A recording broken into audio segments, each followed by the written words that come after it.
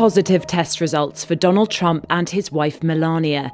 But will their coronavirus diagnoses prove negative for his campaign? This is Coronavirus, the latest from The Telegraph. I'm Theodora Louloudis. They call it an October surprise, the game-changing event which traditionally upsets the apple cart in November's US presidential elections. And it's looking like it may have happened like clockwork on the first of the month, when Donald Trump announced that he and the First Lady had both tested positive for COVID-19. The pair say they're feeling well and are isolating in the White House.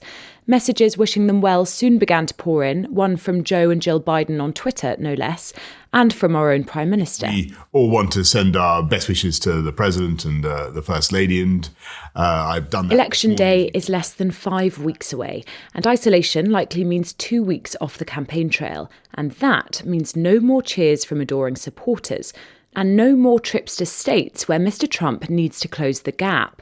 To discuss what effect that'll have on his campaign and how, if everything goes really wrong, the crisis could lead to a Democratic president even before the votes are counted. You'll have to listen to the end for that one. I gave Professor Adam Smith a call. He's a professor of US politics and political history at the University of Oxford and director of the Rothermere American Institute. And we started by talking about whether Donald Trump's campaign would suffer with 2 weeks off rallies. That's got to have a negative effect. I mean, we know that he seems to psychologically need the kind of insta feedback from cheering crowds. He's been very anxious to resume the campaign trail in person. He's been mocking Joe Biden for not holding very many campaign events and for having them socially distanced when he did.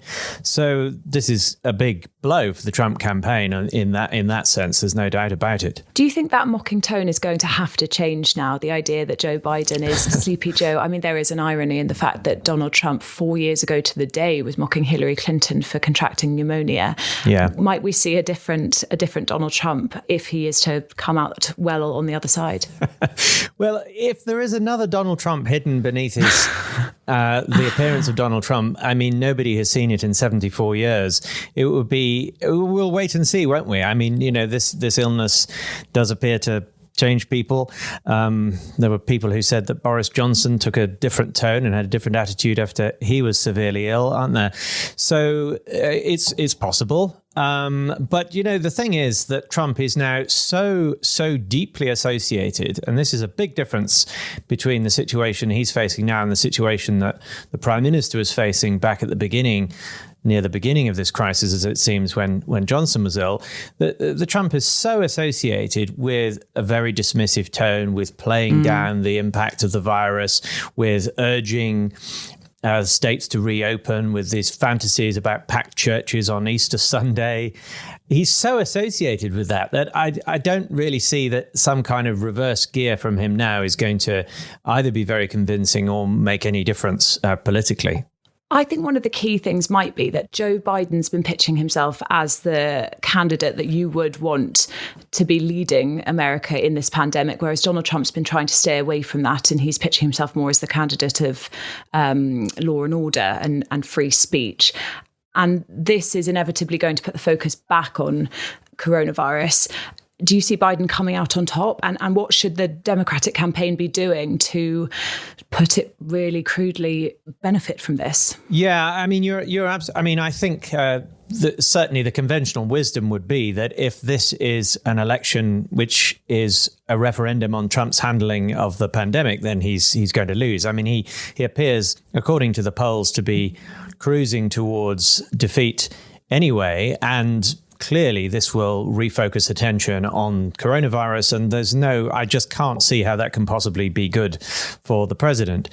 I mean, from the Democrats' point of view, I mean, the Biden campaign will be very anxious about the health of their own candidate, of course. I mean, Joe Biden, who of course is also an elderly man, although not obese like the president is, and without some of the other underlying health conditions that the president may possibly have. But nevertheless, Biden is clearly in a highly vulnerable category, and he was standing on a stage for the best part of 2 hours with Donald Trump on Tuesday night, several feet apart, but with Donald Trump talking for most of that time quite loudly in his direction. And I'm obviously not an epidemiologist or an expert on how this virus is transmitted, but from what I read, it seems entirely possible that Biden may have been vulnerable if the president was infectious on Tuesday night, which appears likely. But if that doesn't happen and Biden self-isolates and stays well, then I think the Democrats will just keep their heads down and let this play out. And insofar as it will naturally refocus attention on the president's manifest multiple mishandlings of this crisis from the beginning, then it will surely rebound to Biden's advantage. In terms of the next debate, when we may or may not see Donald Trump and Joe Biden hollering at each other, that's scheduled for the 15th of October, which is almost exactly actually 2 weeks after his diagnosis. If that doesn't go ahead because of this development, who will that benefit more? I mean, in my view, the first debate was not good for Trump. I mean, it's hard for me to think that anyone who isn't already in the Trump cult could watch that kind of aggressiveness, that bullying, that manifest ignorance and be convinced by him. On the other hand, Biden, there were clearly ways in which Biden could have put in a more effective performance on Tuesday night. But in the end, I don't think that debate is one that's going to have substantially shifted the momentum in the race. And if at all, slightly in Biden's direction. The instant polls suggested that Biden was clearly regarded as having won, in inverted commas, insofar as you can win such an unseemly brawl.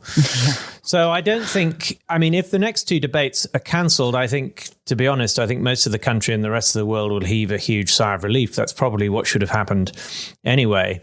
I wouldn't be surprised, though, if the Trump campaign wants to try to hold at least one of those two debates, even if it's via video, because, he's behind in the polls and he needs to try something different. And perhaps he can try to play on the sympathy vote. We know that the Prime Minister here, his personal ratings and support for the Conservative Party went up when the Prime Minister was seriously ill. For the reasons I've already said, I don't think it's necessarily the case at all that the same is going to work for Trump in these situations. But he might well want to give it a try.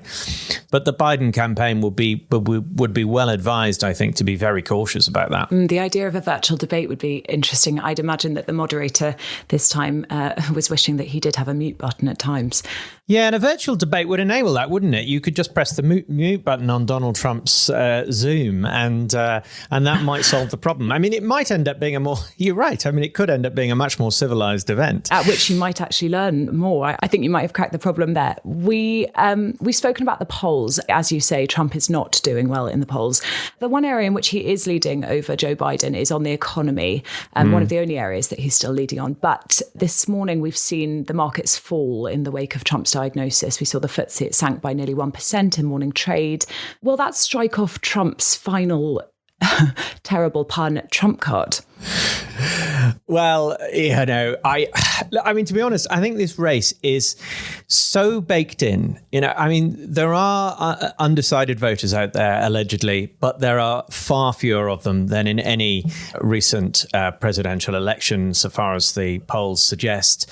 I think it's so difficult now to imagine circumstances that are going to change people's minds profoundly.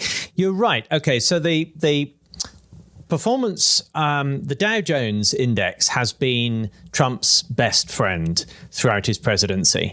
And there are millions and millions of Americans whose sense of their own prosperity is very directly tied into what's happening on Wall Street. Even if that is divorced from the quote unquote real economy, so long as they themselves have a job, the performance of their investments on Wall Street matters a great deal to them. And as you say, this is the one area, the only area where Trump still is doing relatively well. The latest data I saw him on about a 52% approval rating for his economic performance, which is not great, but is way better than his indicators on everything else and is ahead of Biden's.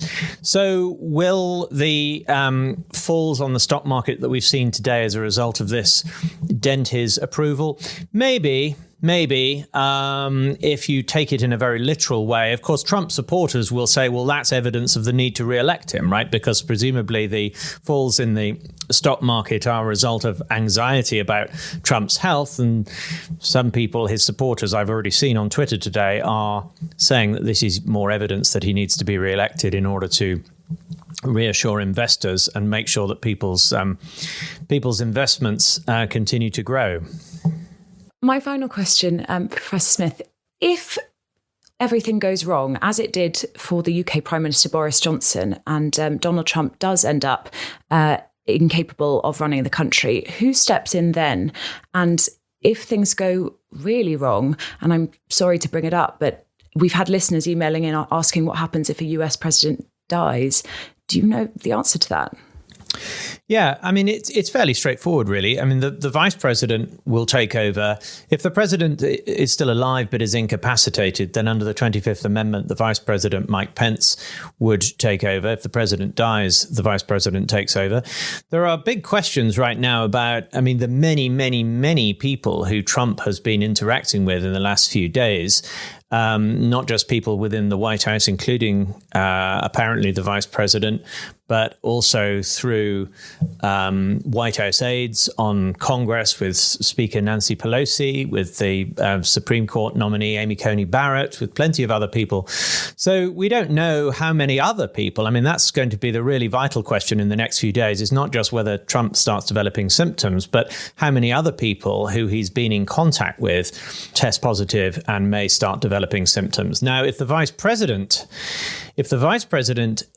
gets ill as well, then we have a really potentially extraordinary situation when where the third in line to the presidency is the Speaker of the House, who is Nancy Pelosi, and who, of course, is a Democrat. Oh, wow. So you could imagine a situation where if the worst happens and President Trump, let's say, dies, and Vice President Pence is unable to assume the presidency, then according to the Constitution, the presidency is then taken up by Nancy Pelosi. And we've also got a situation, of course, since people are already voting, where it is now too late to take Donald Trump's name off any of the ballots. If he is incapable because he's too ill or he dies between now and the meeting of the Electoral College, there will be a huge legal and constitutional crisis about what happens to the electors who have been pledged to support Donald Trump. I mean, I was going to say we're in for a bumpy ride. That really minimizes it. I mean, this is a profoundly dangerous moment for American national security, for the future of American democracy. I mean, in many ways, it is really just about the worst thing that could possibly have happened. And if Biden is infected as well, then the situation just becomes even worse. The rest of the coronavirus latest news. Nicola Sturgeon's called on SNP MP Margaret Ferrier to do the right thing and resign after she crossed the country from London to Scotland, having tested positive. The Rutherglen and Hamilton West MP admitted to travelling to Parliament without waiting for test results. She then spoke in the Commons and returned home by train after receiving a positive result. Ms Ferrier was expelled from the party on Thursday night by SNP Westminster leader Ian Blackford, but is still a Member of Parliament. Travellers arriving in England from Turkey, Poland and 3 Caribbean islands will now have to quarantine for 2 weeks. Greece and Italy remained on the safe list, while Turkey, whose COVID rate is comfortably within the UK's quarantine-free green zone, has become the first country to have a 2-week isolation policy reimposed because the UK government doesn't trust its data. If you'd like to read more on any of those stories, check the episode description. I'll put links to full write-ups from the Telegraph website. If you're not already a Telegraph subscriber, you'll need to sign up at telegraph.co.uk/audio. But don't worry, you can get your first month's access to all of our journalism completely free. Please do consider supporting what we do, and then we'll be able to keep making podcasts like this one. If you found today's show useful, please do leave it a 5-star rating and perhaps even a short review on Apple Podcasts. It really helps boost us in the podcast charts, which are the only type of chart I will ever top. The benefit of that is that more people will see it. If you'd like to email me, maybe you have a topic you think I should be covering, the address is coronaviruspodcast@telegraph.co.uk, and you can find me on Twitter @T_Louloudis. I'll be back with your next update next week. This is Coronavirus, the latest from The Telegraph. I'm Theodora Louloudis.